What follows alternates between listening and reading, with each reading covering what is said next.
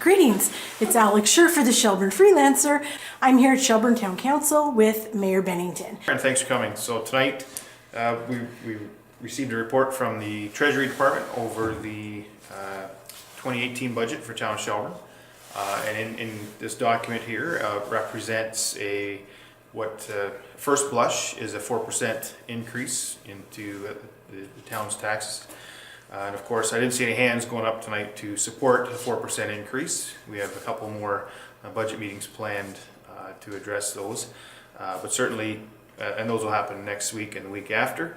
But certainly it's a good place to start. This 4% increase represents, all of council's wishes for 2018. And so what we need to do now is go back, have another look at it and say, okay, what do we really need? And is there anything in here that can be pushed off or funded in other ways? So we'll do that over the next little while and probably have a budget to present November 27th.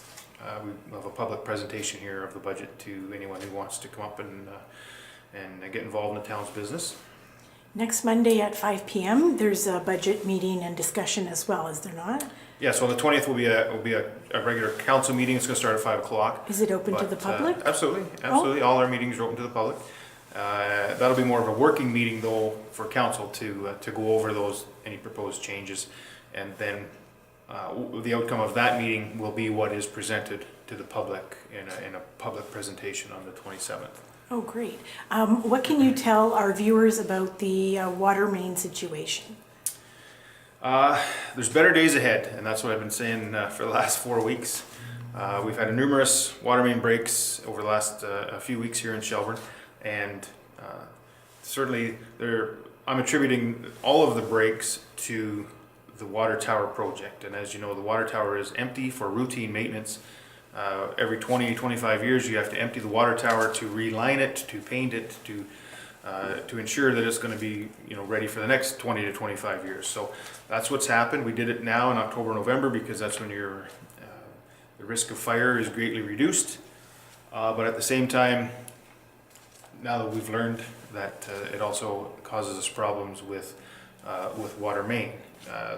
Typically water mains break in every town and township across the province, but when you have a full water tower, those breaks would go unnoticed to the average homeowner. In this case, with the water tower empty, we have wells feeding the pressure into the water main, and any disruption in that causes us to lose the pressure, and then it takes a few hours to build it back up. And so what we're finding is the pressure relief valves that we installed to help control the water pressure throughout the system, they have failed us repeatedly in the last month. The first water pressure failure we had, the valve came on to release the pressure and didn't shut off and was just spewing water into the grass. But again, that caused us to lose pressure throughout the town until we found the leak and fixed it. It can be quite costly, correct? Oh yes. To repair. Yes, the water main break outside the town hall. We got the bill tonight. It's about $45,000. I haven't seen the bill for Simon Street, but I'll assume it's around the same. So they're costly repairs, but again, it's all part of the water tower project, and that will end this week. And again, there's better days ahead.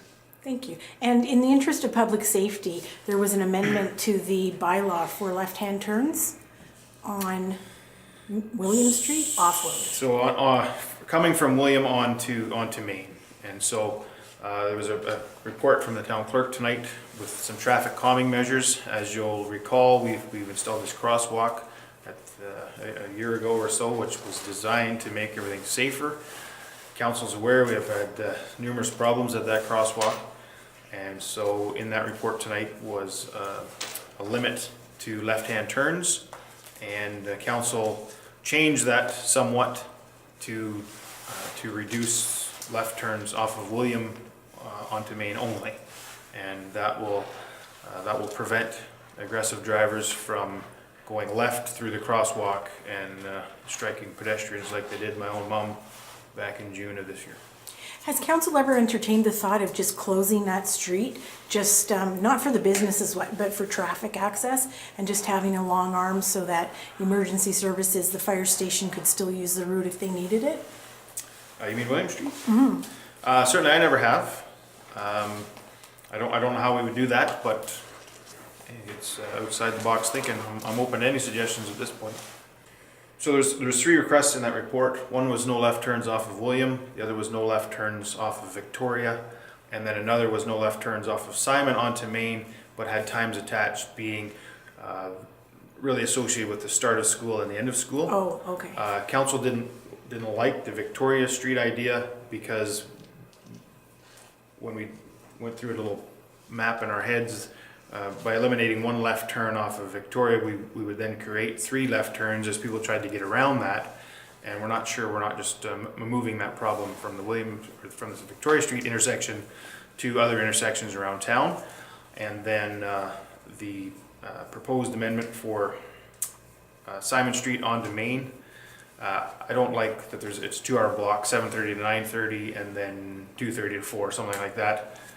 That's pretty tough to enforce. No left turns between now and then. I think it should either be no left turns at all, or it is permitted.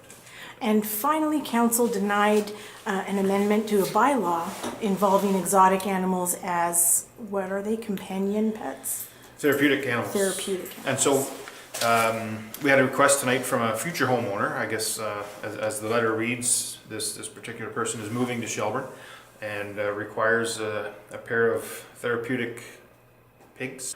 So council did support that and allowed this resident to have her animals. They come with. She supplied us with the proper documentation dedicating them as therapeutic animals, but certainly this case it seems to be warranted, and council in that regard is happy to honor her request. So you're allowing her, but the bylaw wasn't amended then? No, her request, we granted relief for her and her address. Right. We granted relief from the exotic animal bylaw. Perfect. So just to be clear, if you have a therapy pet that you think is like a snake, for example, that is still under the exotic bylaw? Yeah, anything like snakes and alligators and ostrich, Okay. they fall under the exotic animal bylaw, and if someone needs relief from that to allow them to have that sort of pet, then there's an avenue where they can come to council and ask for relief. But fair warning, you'll need some fairly extensive documents to prove that. Well, thank you very much for your time. I know it's late this evening. This is Alex Scher for the Shelburne Freelancer, sharing Shelburne with the world. Thank you.